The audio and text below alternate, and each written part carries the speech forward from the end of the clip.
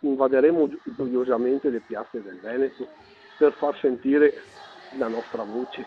Il movimento delle cosiddette sardine si allarga da una città all'altra in Italia. I flash mob degli oppositori del Carroccio si stanno moltiplicando e presto li si vedrà anche nelle piazze di un Veneto per la stragrande maggioranza leghista. Esiste un gruppo regionale che fa da coordinamento per i vari gruppi provinciali.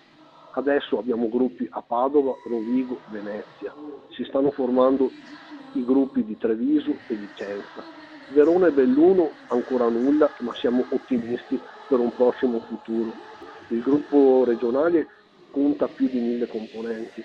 Il gruppo di Padova credo si stia avvicinando ai 2000. Sardine alla Veneta, quelle fondate da Finotti, sarde in Saor si autodefiniscono per regionalizzarsi, ma al di là delle appartenenze il messaggio da lanciare e l'obiettivo da raggiungere sono condivisi da nord a sud.